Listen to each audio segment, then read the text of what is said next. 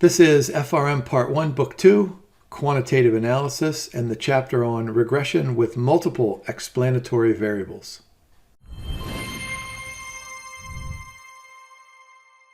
You should remember in the previous chapters that we focused on a simple linear regression in which we had one independent variable explaining a dependent variable. And so this chapter could be called, hey, if one variable is good enough, why don't we add a bunch more? So we're going to have multiple independent variables on the right-hand side of our regression equation. And what this is going to do is A, add value to understanding what goes on behind the variability in the dependent variable.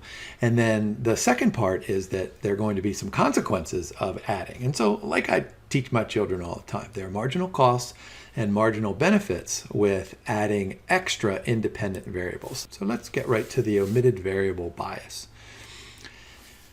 Now, remember what we're doing here. We're trying to develop a regression equation in which we can explain the variability in the dependent variable.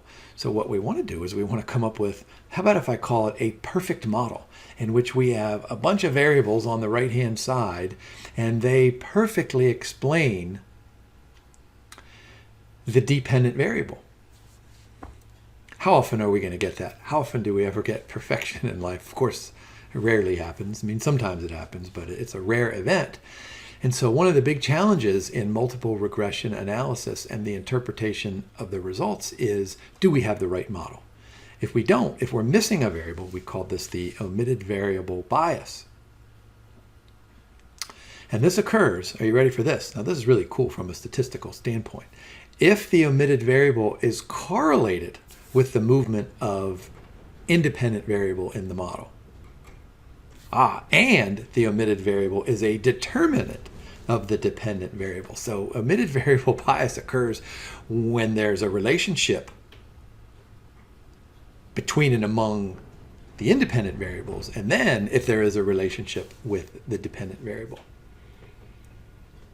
All right, so what happens if we have omitted variables? There's violations of the linear regression assumptions. We underspecify the model. That should be self-explanatory. And then our estimates of the intercept term, which becomes less and less important when we have multiple regressions, but the slope coefficients are biased and inconsistent. Remember in that last end of that last chapter, we talked about blue. Well, when there's omitted variable bias, there's none of that stuff. So let's look at an example here at the bottom of this first slide.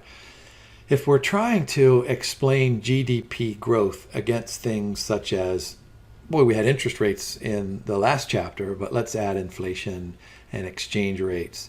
And then leaving out one or more of these variables would result in biased estimates because there's that interaction on the right-hand side of the regression equation. All right, one way to do this is to perform the Ramsey test. And this is a product of lots and lots of software programs that you can relatively easily perform. Now, if we find that we have an omitted variable bias, what we can do is divide the data into groups and then examine one factor at a time while holding other factors constant. Now, I remember being in graduate school when all of us were trying to use regression models to explain certain dependent variables. And the easy way out was always, just add a bunch of more variables and see what you come up with. But that's really not the way to do this. So good statisticians, good econometricians will incorporate multiple fundamentally relevant and sound independent variables in the model so that the significance of each variable can be tested. And we'll do that in just a little bit. All right, there's the single regression model that we talked about in the previous chapters. Beta 0 and beta 1, those are the regression parameters. Remember, those are unknown. There's our y and our x variables, and then there's an error term. Multiple regression simply adds some extra explanatory variables that will help, or at least theoretically help, explain the variability in the dependent y variable. what did we have in just that previous slide? We were trying to explain changes in GDP. We started with interest rates back in the previous chapter. And then what did we add in that slide? We added some inflation measure. We added maybe exchange rates. We could add maybe some measure of who's in charge of the politics of a particular country.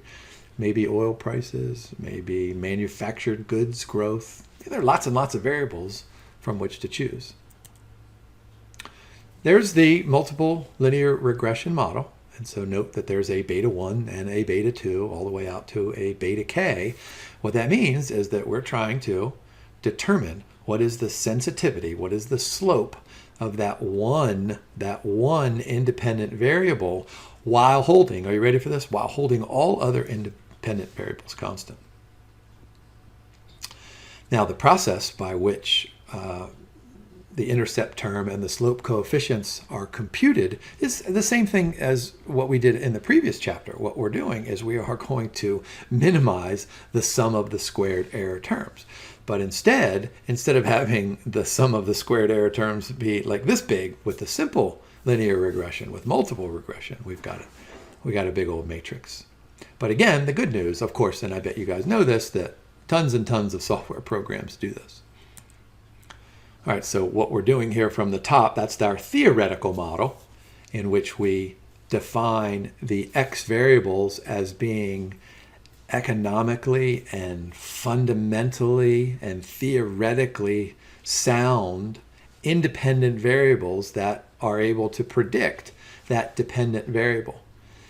And so we use this OLS method, which minimizes the sum of the squared error terms, and then we result with those estimates there at the bottom, and note that there are a bunch of hats on the y's and the beta variables.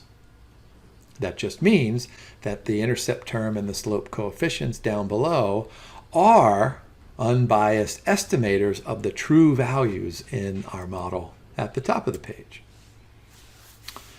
All right, some of the assumptions for multiple regression are identical to those from simple linear regression. The relationship between the dependent variable y and all the independent variables is linear. I mean, that makes perfect sense, right? We're going to draw a line. When we minimize let me go back here. When we minimize the sum of the squared error terms, that's what we're doing. That's the line is the result of that minimization. Independent variables are not random. There is no exact linear relation between two or more of the independent variables. So on the right-hand side of that multiple regression model, you can't have two variables that are highly correlated, right? Because if they're highly correlated, then they have a relationship. They're not independent. And so if they're perfectly correlated, and we'll talk about this in a few slides, if they're perfectly correlated, you have two variables who are trying to explain one variable, and if they're perfectly correlated, then you don't need both. That sounds an awful lot like misspecification. Expected value of the error term, once again, is 0. The variance of the error term is constant, of course. The error term is uncorrelated across observations and is normally distributed. And I remember when I first learned this back in graduate school, I remember thinking those last couple of assumptions, boy, they probably weren't too terribly important if they were violated, and boy, was I ever wrong. They're extremely important. All right, let's take a look at our example.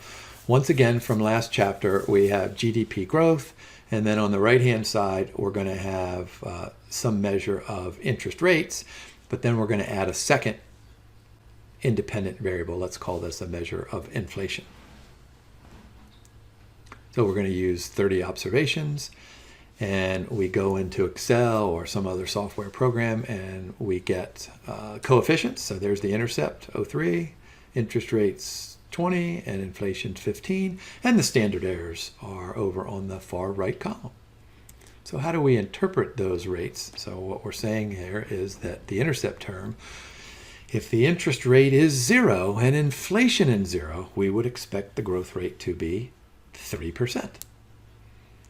The interest rate coefficient, if interest rate increases by 1%, we would expect GDP growth to increase by 0.2%.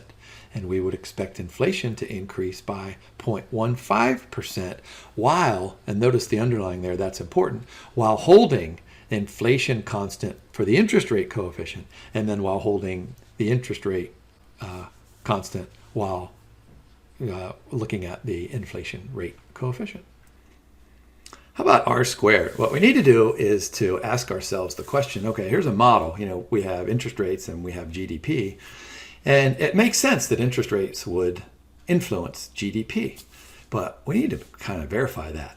We can run the regression. We can estimate a set of regression parameters. But we need to know if this makes any sense from a mathematical or a statistical standpoint. And so this is what we do.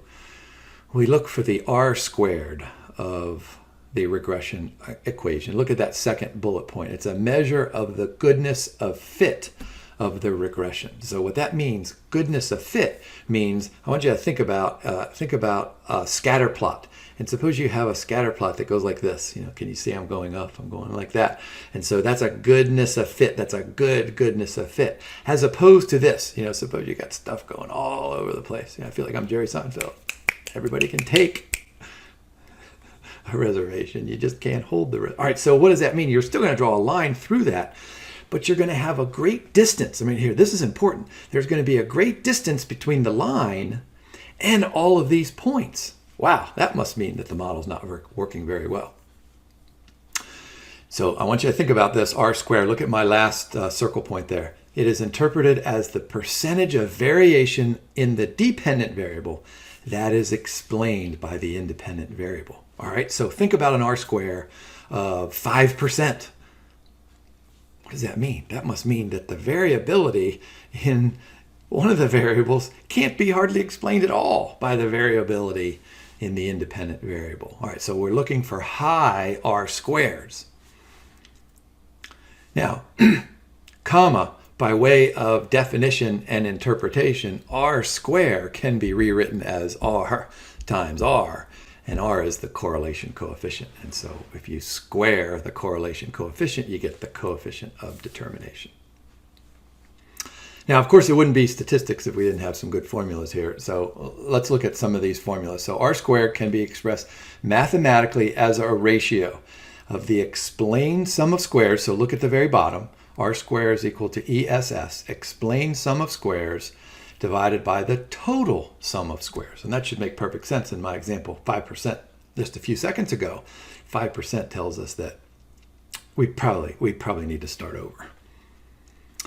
And there are some formulas there. Notice what's going on. What we're doing is we're taking the difference. Notice there are parentheses for both ESS and TSS. So we're taking the difference and we're squaring it.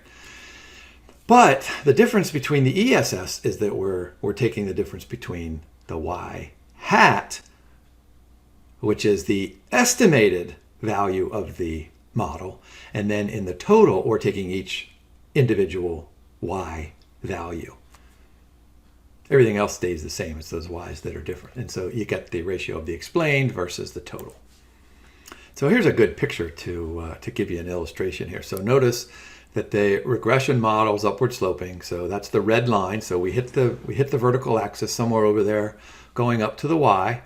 And we've got beta 0 plus beta 1 times x. And those are both hats. And so we've got Y bar. That's the blue line going down. That's the Y bar. And then there are all of the Y I's. There's the purple circle up at the top. And then, so those are the unexplained, and then down at the bottom, those are the explained, and if you sum the two, you get the total explanation. So think of it this way, from purple down to blue, that's the total.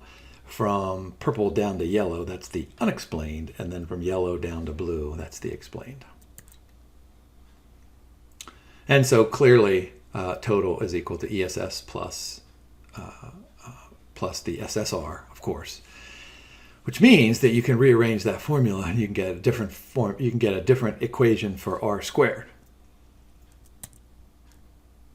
Now here's this correlation coefficient, measures the strength and the direction of a linear association between the independent variable and the dependent variable, and it is the square root of r squared, as I said here just a second ago. But remember, here's the cool thing, just like we talked about in the previous chapter. When you compute a covariance, that covariance term can be almost any number, from a minus 4 billion to a plus 643,000 and beyond, right?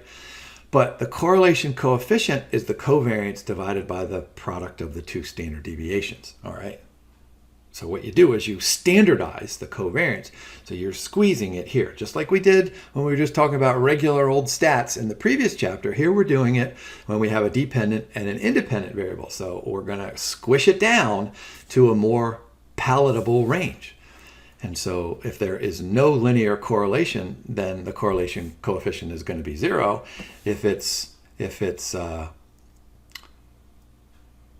negatively related, we move all the way over to a -1. That means perfect negative correlation. And that means that when one variable does something, the other variable does just exactly the opposite. Okay? And then, of course, positive correlation. So as we move from 0 out to +1, that's increasing degree of positive correlation. And there's a picture of what perfectly positive two variables looks like. The r squared is a measure of accuracy. But with one independent variable, it's pretty hard to get a high r squared. I mean, you think about it. If you're trying to measure the changes in one variable by measuring change in just one other variable, that r squared, which remember is correlation coefficient times correlation coefficient in a simple linear regression, it's hard to get a big one. In fact, in graduate school, when we were estimating beta for individual shares of stock, we just use the single index market model with the returns on the market portfolio and the returns on an individual stock. R squares are like 3 or 4%. And my econometrics professor would say to us, who cares about R square when we're doing that model? Because there's only one independent variable. But now when you add independent variables, you ought to expect the accuracy of that regression equation to increase. All right, so that's what r squared, this coefficient of determination, it's a measure of the goodness of fit of the regression equation. And this is my way of interpreting r squared. It's a measure of the percentage of variation in the dependent variable that can be explained by variation in the independent variable. And there's a good formula there to memorize at the bottom of the page, just like it was back in simple linear regression. Now, let's take a pause here. Let's take a pause here and remind ourselves that with the simple linear regression, if r squared is 1, that must mean that the correlation coefficient is 1. That's perfect correlation. Now, here's the problem with r squared. It's not very reliable. In fact, it has been shown by tons and tons of researchers, including young and naive researchers like I was and my colleagues were when we were in graduate school. You could just add variables to the regression model and it would increase the r squared. But of course, statisticians are really, really smart. They know that r squared is not reliable, so they adjust it. And we always make an adjustment for degrees of freedom. All right, so r squared almost always, there's the almost word in there. In my experience, it almost always, I think it always did whenever I used multiple regression models, almost always increases as new independent variables are added to the model. Even, you ready for this? Even if the marginal contribution is not statistically significant. So you can just throw variables in there and get a higher r squared.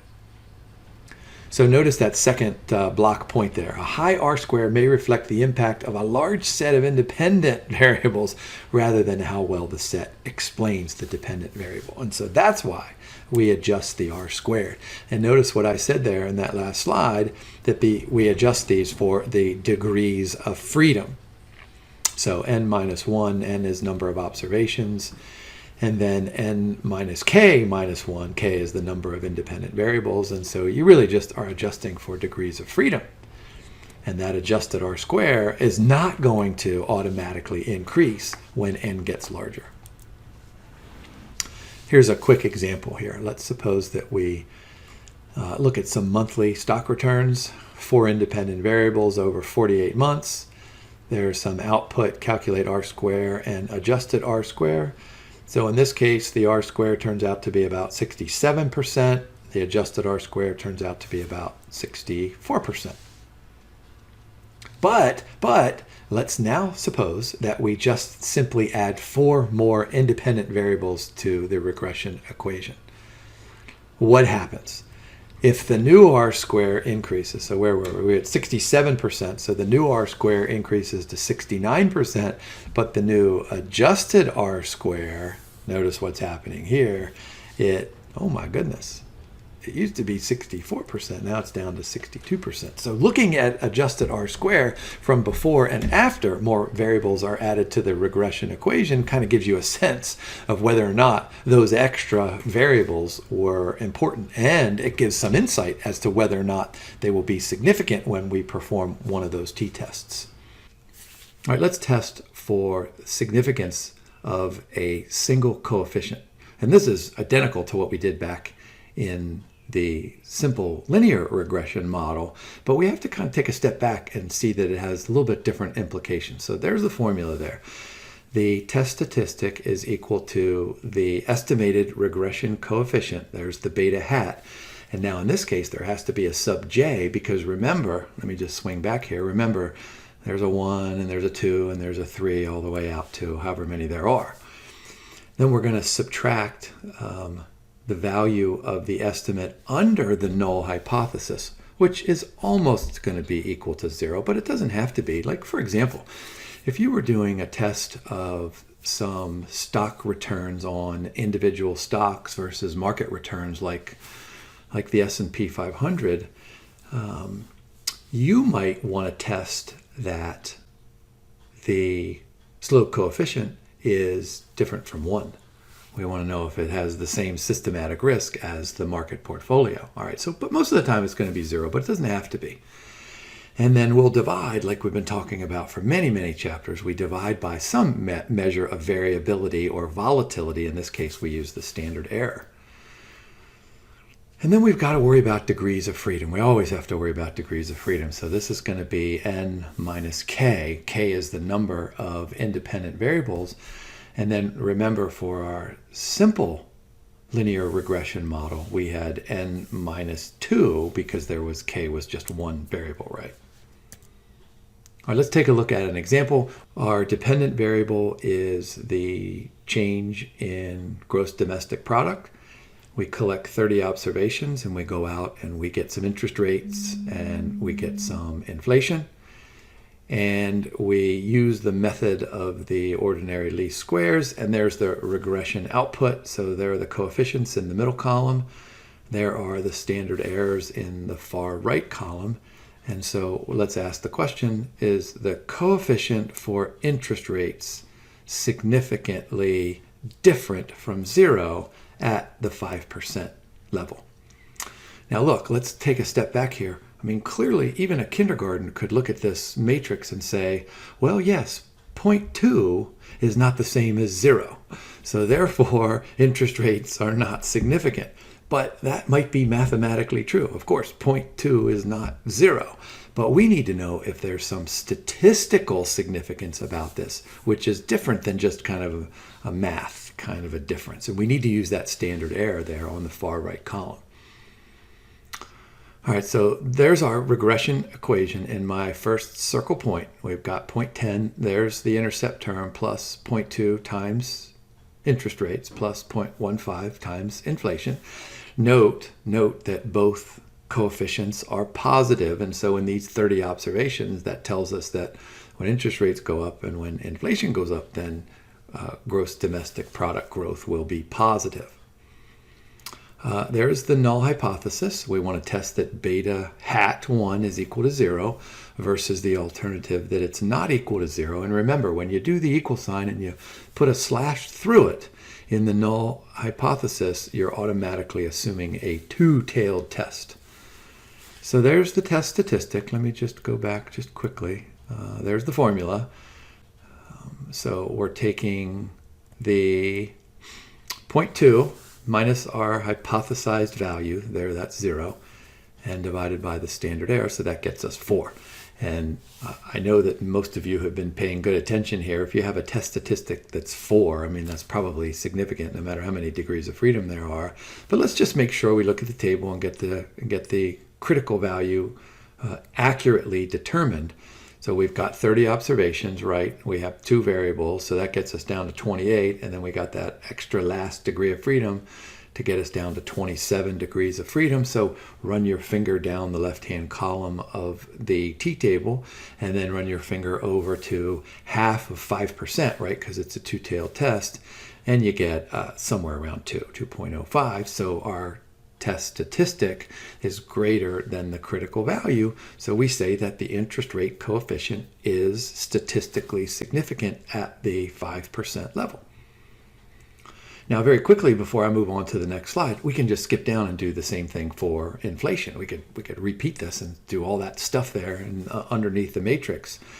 And let's just quickly do it. What's 15 divided by 3? Even I can do that without my calculator. That's 5. So, of course, the inflation coefficient is also going to be significant at the 5% level.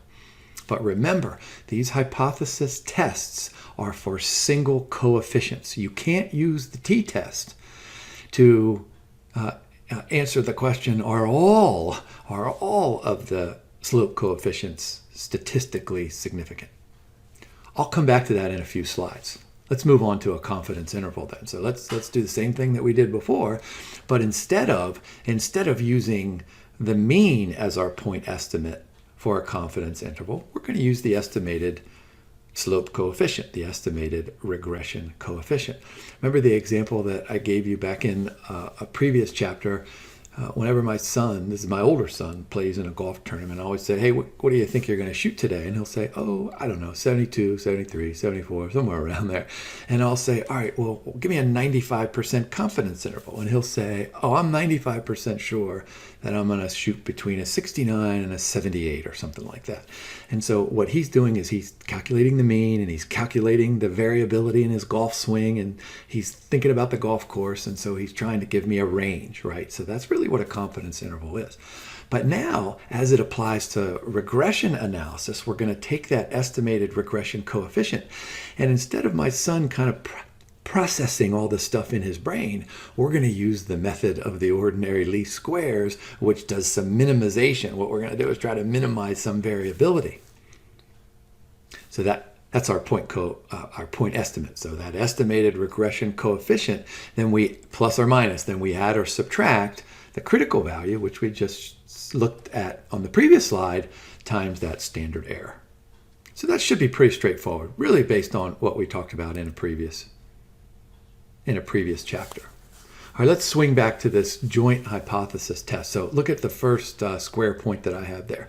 We cannot test the null hypothesis that all slope coefficients are equal to 0 based on t-tests that look at each individual slope coefficient. So really what you're tempted to do is kind of throw all these slope coefficients and t-tests into a bucket and say, oh, let's just throw them in there and see what happens. But you can't, because remember that those individual tests ignore the interactions among the independent variables. Remember, we assume that they're independent, that they don't have any relationship with each other, but that's not true.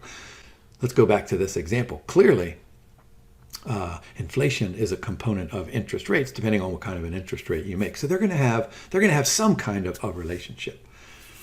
So to solve this problem, we use an F-test. And so there's the null hypothesis in the box at the bottom for an F-test. And notice what's happening here. The null is that beta 1 hat equals beta 2 hat equals beta 10 hat equals beta 100 hat if you have 100 variables, which is kind of a crazy thing anyway. But then notice that you go all the way out to k, and that they are hypothesized to equal 0. All right, so this is kind of a global test, and we have to use the F-tests. And then the null is that not all of them are equal to 0, but at least one of the beta coefficients is equal to 0. And there's the formula for the F statistic. And so it looks not anything like the test statistic for the individual slope coefficients, but there are some similarities. I mean, what we're doing is in the numerator, we have the explained sum of squares divided by the sum of the squared residuals, which is kind of similar to the t-test, but not really. And then we've got to divide by degrees of freedom. So with an f-test, you have 2 degrees of freedom. You have degrees of freedom in the numerator, which is always the number of independent variables, and then you have the degrees of freedom for the denominator, which is the same as what we had before, n minus k minus 1. All right, so the decision rule is exactly like all of our other tests. We're going to reject the null hypothesis if the test statistic, here, let me go back here real quick. If the calculated f-test statistic is greater than what you observe on the critical value table, then we're going to reject the null hypothesis. And so all we can say is that at least one of the independent variables makes a significant contribution to the dependent variable. All right, let's take a look at an example. We've got 48 months, monthly returns for 4 independent variables. Let's not worry about what those are. So there's some regression output. The total sum of squares, 360. Sum of the squared errors is 120. There's a 5% level of significance. Let's test the null hypothesis that beta 1 and 2 and 3 and 4 are all equal to 0 versus the null hypothesis that one of them is not equal to 0.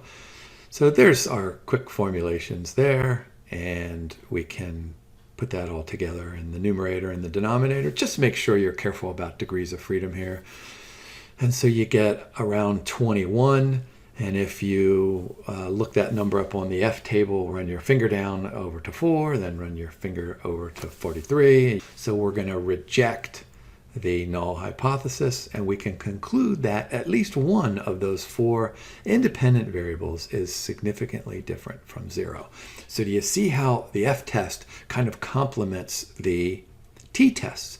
You run this regression, you estimate a set of linear parameters, and then you look at each individual slope coefficient and you see if each one of these things is statistically different from 0.